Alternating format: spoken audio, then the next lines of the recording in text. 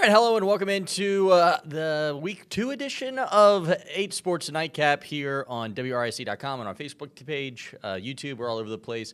If you're tuned in and you got any questions about this week's college football slate, high school slate, as well as Week 1 of the NFL season, feel free to leave a comment on Facebook and we can have a little discussion about that as well. Wild week for college football, NFL, another fun week of high school football. We got a lot to talk about and a lot to get to here on 8 Sports Nightcap. If this is your first time tuning into the show, it's just a recap show, a little commentary, a little fun, and we're just talking some ball right here on WRIC.com and everything that's going on around the state of Virginia sports.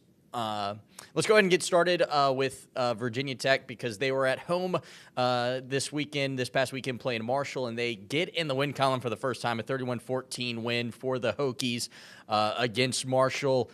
A slow start for Virginia Tech this week. Kyron Drones really struggled to move the ball offensively early on, just threw for 130 yards. He actually rushed for just 13 yards on 15 carries as well. Not the Kyron Drones that I think everyone was expecting to see, but give credit to the Marshall Thundering Herd. I think they came in with a really good game plan to stop Drones' legs.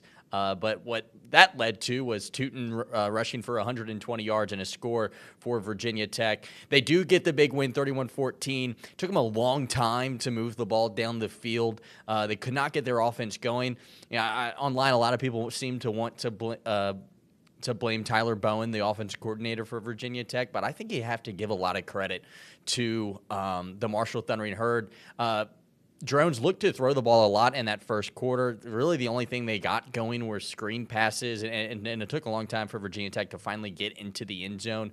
And then in that second half, Drones gets a huge completions to Stephen Gosnell. And we got some great video of it as well. Let's go ahead and kind of look at, the video from Blacksburg here. Let's start this from the beginning.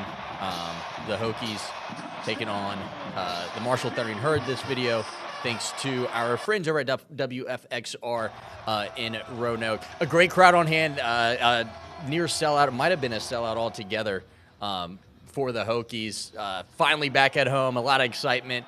And it all started with this Tootin touchdown, just walks in, and that kind of set the tone for Virginia Tech. I got nice sound from Brent Pry talking about that touchdown out of halftime. And then this was the play that opened up the offense. Drones with a bomb to Gosnell. He brings it in, an incredible catch. And that opened up the offense from there. Virginia Tech was then able to move the ball much better on the ground. It really opened up the Marshall defense, and it led to great passing for Kyron Drones, and the defense finally kind of played with some intensity and some fun, right? When Virginia Tech went on the road last week to Vanderbilt, it looked like there was so much pressure on them, like they couldn't enjoy playing football. And you see here after the interception, I mean, getting tackled by your own team, some excitement finally. It seemed like Virginia Tech could finally pin their ears back and play with some excitement and some love of the game. And you could kind of get that feel that this weight was lifted off of the shoulders of Virginia Tech after,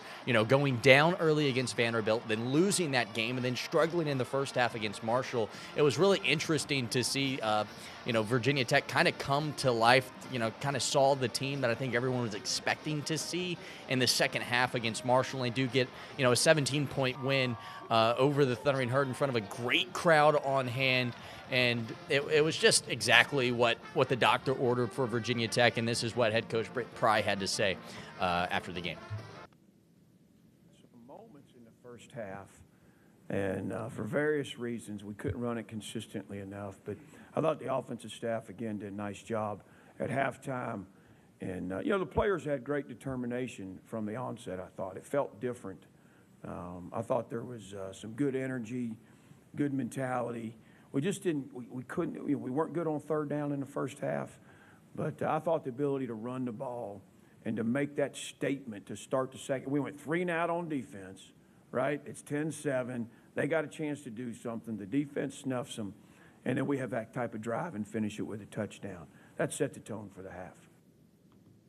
Yeah, that really set the tone for the game as well. Looking forward to next week now. Virginia Tech, they go on the road to Old Dominion, and that's been the thorn in the side for the Hokies ever since ODU brought football back to the FBS level. They're 0-2 in Norfolk. They've never beaten Old Dominion in Norfolk. This will be the third time that they'll play in the 7-5-7, and they've also never beaten Old Dominion in back-to-back years. Of course, they did beat them in Blacksburg this past season, but it was a sloppier game than you would expect. That was before Kyron Jones had really found himself, though. So it's very interesting to see if Brent Pry can get a win in Norfolk. Of course, one of his first games as head coach of Virginia Tech. He lost to ODU on the road. It kind of really explained how that season went for Tech a couple of years ago. As for ODU this year, they're 0-2 on this season. They've struggled to move the ball offensively in both of their games. They lost to South Carolina to start the year 23-19, despite leading in the fourth quarter against Shane Beamer's team. And then this past week, I should say, they lost to ECU 2014, which has actually kind of turned into a nice little rivalry between Greenville and Norfolk. So they're 0-2 entering this game. They have nothing to lose. And when asked about this series against Old Dominion, Brent Pry was pretty candid in saying that, it's not up to him to make the schedules and that he knows how difficult it will be to go on the road and play an Old Dominion team. This is what he had to say today about their matchup against Old Dominion on the road. Well, that we want to be successful. Aside, just conceptually, when it comes to a power conference program playing group of fives on the road, what have you and Mike Hazel and Witt talked about in terms of the future and whether that's a good idea? Yeah, to be honest, David, it's just out of my control right now. These contracts are in place well ahead of time, and I don't worry about things I can't control. And we've got to be the type of team that can go to Old Dominion and win the football game. That's who we need to be, and we'll prepare all week that way. And all right, so that was David Teal asking that. That was David Teal asking that question about Virginia Tech facing off against ODU on the road. That's a contract that's going to go deep into the 2030s. A lot of fans of Virginia Tech have not liked that contract for Virginia Tech because they're playing a group of five team on the road, and it's clearly not easy to get a win on the road, especially against an in-state rival. Virginia Tech 0-2 in Norfolk. We'll see if they can get their first win ever or of the modern era in Norfolk. For the Hokies. All right, let's turn our attention now to UVA.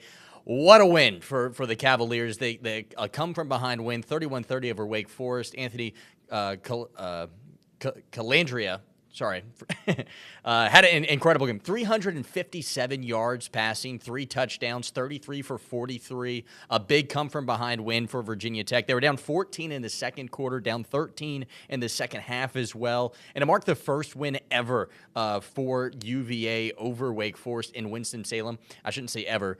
First win since 2002. So going into Winston-Salem, not an easy place to play. Wake Forest is such a great program over these past few years, and UVA gets a big come-from-behind win. Calandria and Harris connected multiple times to start a comeback in that second half. They got a big stop. They put together a 66-yard drive to then take a lead, and they needed 2 stops to get them, and that's exactly what they did. They managed to look really good on the road. Malcolm Green forced a fumble for UVA late in that fourth quarter when Wake Forest was trying to get in field goal position. And then from there, UVA went 3 and out, and they needed to get another stop, and they managed to punt the ball inside the 5-yard line. Wake Forest had, I think, 58 seconds left on the clock to try to get that comeback, and UVA was able to secure the win on the road, 31-30. Not only do they move to 2-0, but they move to 1-0 in the ACC, and the vibes are high in Charlottesville. A lot of excitement around this team after last season's disappointment. Yeah, they only won a few games, but I've mentioned it time and time again. They were close to winning 9 games last year. They had multiple one-score losses, and so after a long off season, after being voted to finish second or third or last in the ACC or during media day, they moved to 1-0 in the ACC, and there's a lot of momentum in Charlottesville. And Calandria he's the real deal, man. He can do it with his legs. He can do it with his feet as well. Let's look at those numbers real quick before we move forward. Yeah, Calandria 357, didn't rush for as much as he had in the past, but I mean the receivers, Malachi Fields had 148 yards, Trell Harris had 91 yards in his score. I mean things are looking good for UVA, and they turn their attention to Maryland next week. But before we get to that Maryland preview, let's hear what head coach Tony Elliott had to say following the come-from-behind win over Wake Forest in week 2. Be successful, you got to win games in the fourth quarter, right? I told them at halftime, the least important thing is to score at halftime. Get the game to the fourth quarter and then go win the game in the fourth quarter. And you know what? They did it. And we didn't start the second half, the way that we wanted to, right? Defensively, we gave up 10 points right out the gate, and then we have a turnover and a 3-and-out. So definitely not the way that we so the question is, are you going to quit competing, or are you going to say, you know what? Regardless of what the circumstances are, the next time I have an opportunity to go out there, I'm going to work towards the standard.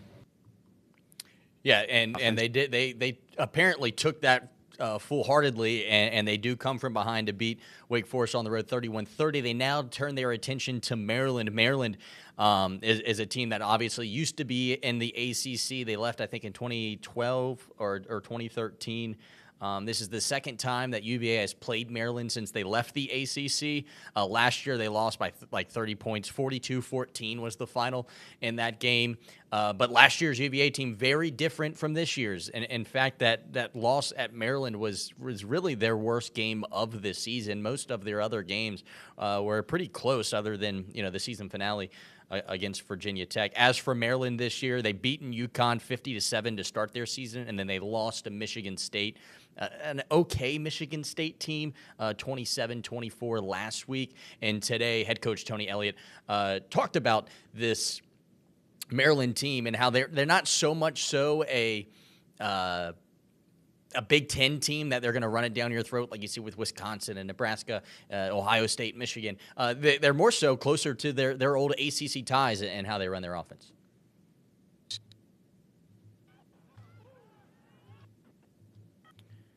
Shuffle through these videos real quick. Here we are. That we want to be successful. You're going to see, it's not a power eye type of offense. They're going to be in the gun. They're going to have some unbalanced. They're going to shift in motion. Everything that you see that we do in this league, and the difference I would say for them is they're really, really stout and big on the D line, right? A little bit heavier than what we played last week. So there you go. Looking forward to that matchup. All right, how about we turn our attention to the Spiders? Richmond, they hosted their home opener last week against Wofford on Saturday, and they fall by 7, 26-19 in this game. They struggled to move the ball offensively. Kyle Wickersham got the start again for Richmond. Threw for just 97 yards, threw 3 picks in the game. Camden Coleman ended up coming in late in the game. He threw an interception to end the game, but did give them a little offense when they needed it. Late touchdown, which gave Richmond an option, the ability to try to come and score at the end of the game. But they were unable to do that. Richmond falls to Wofford 26-19, and next week they will host a Charleston Southern team. But before we talk Charleston Southern, let's go over this game that took place over at Robins Stadium. Got some great video from this past week. Richmond, really needed to try to get something going early in this ball game. They got a big sack and a safety to start the game. That was a big completion there, and then a big sack here. They got that safety, and they took a 5-0 lead in this game. The defense was playing, with some fire. They played really well in this game to start. That first half just didn't quite go their way to end. Here's Wickersham scrambling. A little fun moment right here that I had with Matt Robert right in my face. Scared me there with that one. But that would lead to a field goal. That gave Richmond a 5-0 lead at the time, and then they struggled to go from there. This is kind of when it went south for Richmond. They go for a flea flicker, and it's intercepted. That was the first of 3 interceptions that Wickersham would throw in this game. Later on, though, they did manage to get Aziz Foster-Powell into the end zone. That was his first career touchdown. The former Highland Springs standout, getting it done at the FCS level. He's been a workhorse for the Richmond Spiders over the first 2 weeks of the season. And then right before the half, a fake field goal would lead to points for Wofford. A great play there by Wofford's number 9. And then this was the last play before the half. Their quarterback scrambles and connects for a big touchdown. And that's kind of when you could feel the momentum shift at Robins Stadium, because from there, out of halftime, there was another interception for Wofford that led to another score. This one I got a really good clip of as well. One-handed catch right in front of me. I thought they were going to run into me on this one as well. Great atmosphere on the sidelines for the first game of this season, but unfortunately for the Spiders, they just couldn't get anything going on offense. After a third interception, they did go to Camden Coleman to try to get something going. He would score here on a touchdown run, and that gave the Spiders an opportunity to try to respond with a touchdown of their own. This is late in the game. They needed to drive down the field. They had about 3 minutes on the clock when this drive started. They were able to get a big first down, and then this was the play that sealed it. Camden in at quarterback, and it's the 4th interception of the game for the Spiders. From there, the Wofford Terriers. They knelt it, and that was it for the game for the University of Richmond. Next week, they host Charleston Southern back at home for a noon game. This Charleston Southern team's pretty good as well. They're 1-1 on the season. They got a big win over Furman last week, 24-20, and they lost by 1 to Citadel. That's a big rivalry game for them. Both those schools are in Charleston, 22-21. So they're 1-1 entering this one. The Spiders, they're still receiving votes in the FCS top 25 polls. So a lot of people still think they have the ability to have a successful season and compete in the CAA. But the offense really struggled last week. They were not able to get the ball going through the air. Wickersham did have 100 yards rushing, and Aziz Foster-Powell did well on the ground. Once more, got that first touchdown, but that's about it for the Richmond Spiders. Next week, they take on Charleston Southern, and I will be at that game, and we'll have the full highlights and coverage right here on WRIC next Saturday night. All right, let's turn our attention now to Division II. Virginia Union was at Hampton. Both of our Division II schools here from the CIAA had a really big matchups on the road. Virginia State played at Norfolk State, and, of course, Virginia Union was at Hampton. Both Virginia State and Virginia Union battled, man. They really did.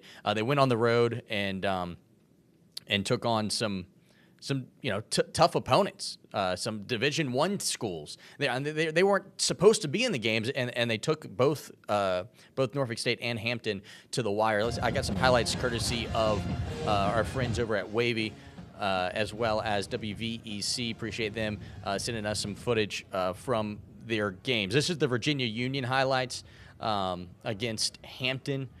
RJ Rosales had a nice pass here to Vic Jr., and that would set up a Jada Byers touchdown run. He had a great game. Virginia Union would lead in this game 14-9, and they would even lead later in the game 21-12. But Hampton, they put up 21 unanswered points, and from there, the Union could not respond. Despite leading 21-12, it looked like they were going to grab a big win on the road against a D1 opponent, but Hampton with a big second half would be the difference maker. There's Byers with one of his touchdown runs. As for Virginia State, they were on the road at Norfolk State last year. They got a big win over the Spartans in dramatic fashion.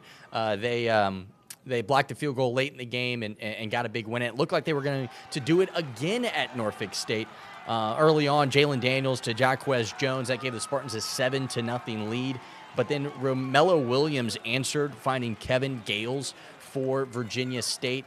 I mean, Virginia Union and Virginia State, man, two of the Richmond area's best. They have a great support staff, and they played really well. There's the touchdown catch from Kevin Gales. VCU would end up taking a 14-7 lead. Jamel Williams will score coming up here on this next clip to take a 14-7 lead, and then the comeback was completed by Norfolk State. They end up coming from behind to beat the Trojans 28-23. There's the Williams score. And so Virginia Union and Virginia State both moved to 1-1 on this season after some good games on the road. Let's turn our attention now to the NFL, because NFL football is back.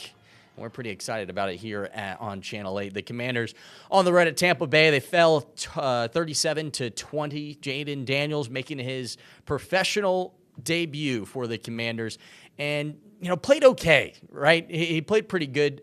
Daniels finished 17 for 24, 184 yards. But what was impressive was his production on the ground, 88 yards rushing with 2 touchdowns. But really it was the Baker Mayfield show in Tampa Bay. He's really proven why he deserves to be a starting quarterback. He signed that 3-year, $100 million contract deal at the end of this past offseason. And I think when Washington fans saw this game as week 1, they thought maybe this could be a win for them. But I mean, look out. The former Heisman Trophy winner, Baker Mayfield, looked great in this game. Threw for 289, 4 touchdowns, no picks. I think he only had 6 incompletions for the entire game. Washington just couldn't really get it done passing. I mean, Austin Eckler, their newly acquired running back, was their top receiver with 52 yards. And Brian Robinson, their other running back, was the second most productive receiver. So that kind of gives you an idea of where the Washington receiver room is right now. Tampa would throw for 280 yards in the game. They punted just one time. The Commanders' defense really struggled, and I think that surprised a lot of people. I think they acquired a couple of really good pieces this offseason, but were not able to stop this Tampa Bay Buccaneers team, who looked really good. After the game, Jaden Daniels said that he graded himself hard, that he didn't win. I like to win. Overall, it went pretty well. There's some stuff as an offense that we left on the field. We've got to execute better. It's been a long season. We're going to move on. So he didn't really want to talk about his play all that much. And I think if you're a Washington fan, you can't be that disappointed with how he played. Yes, he's a rookie. It's the first rookie to start a season opener for the Commanders other than RG3 since 1967. RG3, the only other one, another former Heisman Trophy winner, his first start back in 2012. You believe it's been 12 years since RG3 had his first start. So in his first game, he did well on the ground. I think there's been a lot of comparisons to Anthony Richardson, and I think those are fair. I mean, he does play a lot like Richardson, another quarterback who last year a lot of people had excitement about. But at the end of the day, it's a loss for the Commanders. They move to 0-2 on this season, and next week they host the New York Giants, who looked pretty bad in week 1 as well. Not sure why they decided to wear those uniforms. I was not a fan of those. I'm not sure if you guys saw them, but it was a tough look for the Giants in week 1. They struggled with Daniel Jones. So this is a divisional game for Washington. We got an ad playing here. And they have a chance to bounce back. Jaden Daniels, it'll be interesting to see how he bounces back in week 2. He did a good job protecting himself. I don't think he took too many big hits, but the Commanders fall 37-20. All right, last but not least, let's finish things with a little bit of high school football talk before we sign off for the evening. Hit our browser here. You can still vote for our Week 3 game of the week. It is Patrick Henry at Glen Allen or Atlee at Mills Godwin. All 4 of these teams look like they have the ability to be a playoff contender this season. It was tough to pick just 2 games this week, but I think both of these matchups will be a good one. There's still time to vote. This vote will end it at midnight tonight. And looking at some of the other games taking place, Highland Springs takes on Maury this weekend. at 7 o'clock at Highland Springs. The Springers last week lost to Phoebus, who is probably the best team in the state, and it doesn't get any easier as they take on a Maury team that has 4 or 5 guys in the top 100 for recruits. They're just churning out talent over there in the 757. So after falling last week to Phoebus, it'll be interesting to see what Highland Springs can do. Looking at some other scores that might interest you all. Manchester at Powhatan. These are 2 teams that are probably top 10 in the state right now as well. Manchester, they lost earlier this season to Highland Springs, and it's not going to get much easier as they take on a Powhatan team that's undefeated to start the year as well. Hermitage at Verina, Matoka at Henrico. I mean, some really good games, and we're going to have you covered right here on ABC 8 with our 8 Sports Blitz return for week 3 of the season. If you have been tuned in each week, thanks so much. It's been fun to go to all of these high schools for the first time and meet some great fans and coaches, and we've had a lot of fun here on 8 Sports Blitz, bringing back high school football coverage to ABC 8. It's been a blast.